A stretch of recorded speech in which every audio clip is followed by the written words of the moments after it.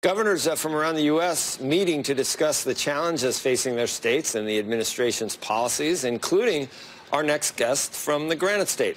Let's bring in Governor Chris Sununu, a Republican of New Hampshire. I know so many Sununus. I know all. There's never too many Sununus, Joe. Never there too many can't be. Sununus. There can't be too many. It's particularly, I think, timely. We had Governor Hutchinson on ASA earlier, and even this meeting, given the backdrop of what we're trying to do with health care, Governor. And I will say that, you know, the separation between the federal government and state governments is like maybe the biggest issue here with the whole Medicaid issue. What are we going to do? How do we do this? Well, I got to give the Trump administration and Congress a lot of credit. They have reached out to governors. They have asked us as the implementers of their platform legislation what we want to see, how it's going to impact our states. So that's a great first step. I think that's a big departure from the previous administration. I've been pretty outspoken in the last version of the Senate bill. It just wasn't practical for New Hampshire. You know, when you're looking at $1.5 billion of cost to my state in particular over the next 10 years, we don't have sales tax. We don't have income tax. That's just not practical. So what we have to do is kind of keep pushing, making sure. I'd love to see this come to the floor. I'd love to see the debate happen. Obamacare must be repealed. There's no doubt about it. It has to be reformed.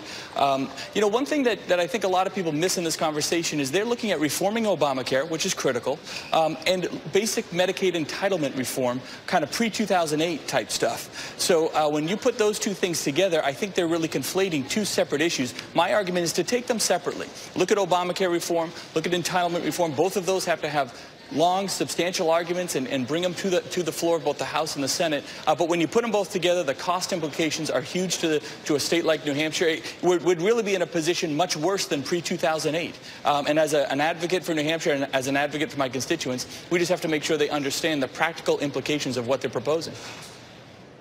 Is that one of the reasons we're in this mess? That states that signed on thinking that they're doing the right thing for their constituents, for their state, for everything else, but makes it much tougher when you need to try to reform an entitlement. You know, when you've been when you've been a beneficiary of all that largesse, you can't pull it back. That's why we're where we are right now. Yeah, I mean, it was brilliant strategy by the Democrats, but makes it much tougher. It is. You said it. I was watching. You hit it right on the head. It was very well played by the previous administration when you hook people into these very large entitlement programs, hook people in. Now, it has had a lot of benefit. We were faced with and still face a very substantial substance misuse crisis in New Hampshire. Our economy is one of the fastest growing economies. There's huge business potential in New Hampshire, very high quality of life in spite of the crisis. But a lot of folks have been able to receive a lot of health care that they normally would not have been able to receive. Given the substance crisis. But what you do have to understand is, what are the costs at the end of the day? Is this affordable to states? Now, for some states, it might be a very, very good deal. I believe it is. For states like New Hampshire, giving our demographics, the per capita cap numbers that come into play, it's a challenge. Now, there's $46 billion that they're throwing on top of it. That's interesting. I laugh at some of the Democrats in Washington who say it's an insignificant amount of money. I think that's incredibly insensitive to taxpayers. That's a huge amount of money and can impact a lot of people very, very well. How that's going to be spent and distributed, we have to really get into the details. We haven't seen details about that distribution. So that'll be interesting to see whether that makes it more affordable and enticing for some states like New Hampshire. The opioid crisis, I don't even remember, in the 36 times that Republicans that weren't in power repealed Obamacare, that was never brought up a single time. I mean, obviously it's gotten worse. It's a terrible situation. I just don't understand how that became attached at the hip to Obamacare reform. And it almost seems like it gives moderates a way to be more stubborn because they just don't have the political courage or will to make the hard choices. Yeah, you know, I don't think it was just crowbarred in there as a give back to moderates. I really don't believe that. I think when they looked at what the impact of expanded Medicaid in particular were to states like mine that have been on the forefront of the opioid crisis, they realized that for governors like myself, this is very significant, and that's one of the constituencies that will be most severely impacted when you're looking at treatment, recovery programs, the high cost of the indirect health care, whether it's a heart valve or liver or the cost of Tylenol. The scourge of drugs. Frankly. I mean, Nancy Reagan did just. I mean, this has been going. The scourge of drugs and addiction and recovery and all those things. That. I mean, it's 50 years old, and it's being now it's front and center because it's a political football with Obamacare. Well, I have to challenge you a little bit on that, Joe. What we're seeing with opioids is so different than anything before. It's not like cocaine. It's not like crystal meth. It's not like marijuana. It's a whole different level of addiction that requires a whole new and modernized way to go about it, whether you're talking about treatment, recovery, prevention, interdiction. Yeah. So no, it's just, it has its own dynamics, which means it has its own cost implications. Now, it doesn't mean that the federal government needs to pony up a check every time, but you got to give states flexibility. You got to give states the ability to implement their way, and that kind of flexibility is in there. We like that a lot. You didn't like the but let governors do what they do best. You didn't support the first Senate version.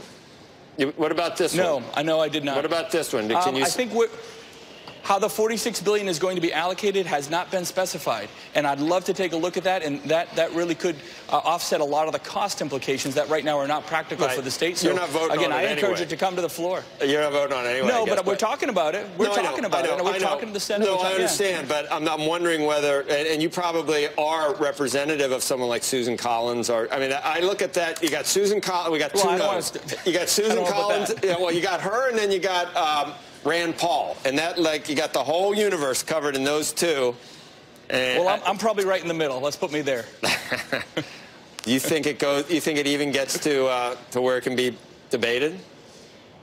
I hope so. Look, some of the best stuff, I've only been governor for 6 months, but I've learned very quickly some of the best stuff comes out when it hits the floor. You have good debate. You talk about amendments. You talk about how to make the plan better. For people who say we shouldn't even be getting this to the floor for debate, that makes no sense to me, right? Let's get it out there so the American public can have better input, so senators and even some of the folks on the House level can have input, because the House needs to have input as well. This will have to go back for a vote in the House. So you got to make sure that that debate happens in a constructive, positive way. That's the only way we're going to get Obamacare reformed, and that is the utmost #1 goal. Focus on the goal of reforming Obamacare. Again, my message is take out some of that basic entitlement reform, which probably should happen, but in a separate bill. You're conflating two issues. You're making it too cost prohibitive as a single bill. And again, make sure you're listening to the governors and those that are going to implement this program going forward. So I guess you're close to Canada or something, huh? Is that where the oot comes from? Every time you say oot and oot, and does it filter down from up there? Do you say A and stuff too? Yeah. Huh? Oh, real good. We say wicked. Everything in New Hampshire is wicked awesome. It's wicked Canada it's wicked awesome. Canada is our #1 trading partner in New Hampshire, and we maintain a tremendous relationship. And you got to speak the language, I guess. Well, I think we still speak the same language. The only time we have contention with Canada is hockey season. That's about it for New Hampshire. Do you think your father is a right-wing nutcase, or I mean, where are you on the spectrum? Are you like where he is, or seriously? Because he is. What does he tell you? Does he tell you he's lost you? Did you just call my father a right-wing nutcase? What are you doing? No, I was saying I gotta go home to Thanksgiving dinner, Joe. I didn't say it. I was asking you whether you think your father is. Of course not. No. Do you think he's a little bit too? Do you think he's a little bit too reactionary? I mean, you don't seem like. No. He failed with you, I think. Because I'm not reactionary. Look, I think my father has done an incredible job. I do too. Think the conservatives are doing an incredible job making sure this comes up and stays as a forefront issue, and we cannot let it go. If we don't get this done now, it likely won't be done. You're the youngest governor? I am. I've been told. You're still in that maturing phase. Anyway, Governor, thank you. Thanks for playing along. Say hi to all the other Sununus, and good luck you guys tomorrow. All right, see you.